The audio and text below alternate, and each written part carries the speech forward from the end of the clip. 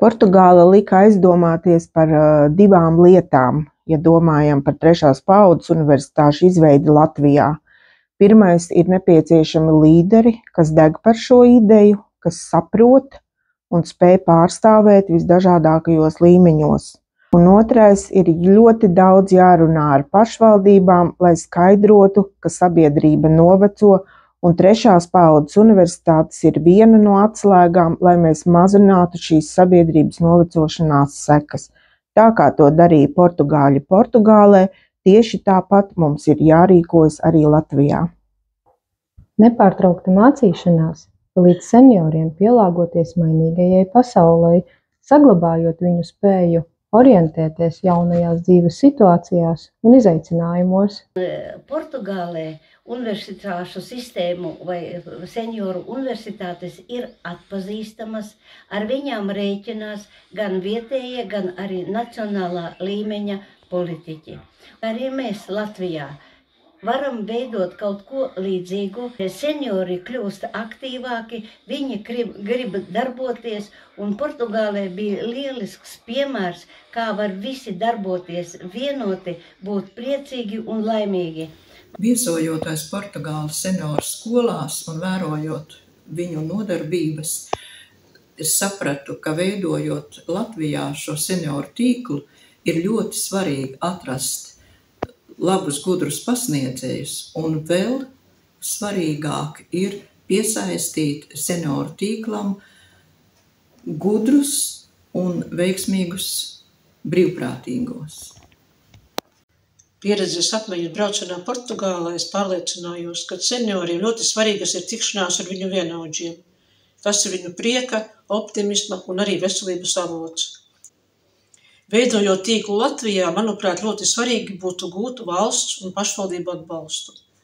Tāpat svarīgi būtu izveidot ļoti labu sadarbību gan starp tīkla organizatoriem, koordinatoriem, gan starp skolām. Un, manuprāt, mēs varam no viņiem mācīties dzīves prieku. Sanāk kopā, redzējām, ka visās zemēs seniori ir līdzīgi, visi grib socializēties, visiem patīk kopā pasēdēt, padziedāt un paspēlēt, un man ļoti iedvesmoja tas pulciņš, kur viņi nodarbojās rukuleles spēlēšanu. Visi pilnīgi bez izņēmuma piedalījās dziedāšanā, spēlēšanā, un es domāju, ka mēs to noteikti arī mēģināsim ieviest Ikšķelē. Apmeklējot vairākas senioru universitātes Portugālē, es vēlreiz pārliecinājos, ka šādiem mācību centriem ir liela nozīme senioru sociālas labklājības veicināšanā.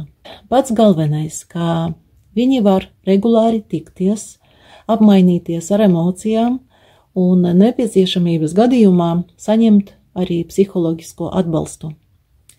Līdz ar to galvenais ir nevis apmācību rezultāts, bet gan process.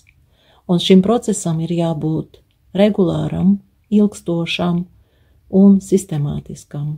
Nenovērtējumi arī visās senioru skolās bija pašvaldības atbalsts, gan telpas, gan dažādi veidi nodarbības, iespēja apmeklēt vingrošanu vai kādas citas nodarbības, un līdz ar to arī jūtu, ka skolās, kur pašvaldības atbalsts ir lielāks, ir spēcīgāks darbs un iespējams arī lielāka senioru iesaisti. Tādējādi arī darbs ar pašvaldību, manuprāt, ir viens no būtiskākajiem. No Portugāles gribētos paņemt viņu pieredzi senioru organizāciju sadarbībā un sadarbībā ar valsts iestādēm, kas nodrošina atbalstu un resursus senioru skolu darbībai. Protams, jumta organizācijas rutiši spēja koordinēt, veidot šo sadarbības tīklu, atbalstīt universitāšu darbu, veidot kopīgus pasākumus. Portugāles senioru universitāšu dalībnieki ar savu aktīvo darbību mūzikas, mākslas jomās, ar savu radošumu, garīgajās un prāta spēlēs, ar savu aktīvu līdzdalību sportā ir pierādījuši savai valdībai un pašvaldībai, ka jāatbalsta ir trešās paaudzes universitāšu tīkls.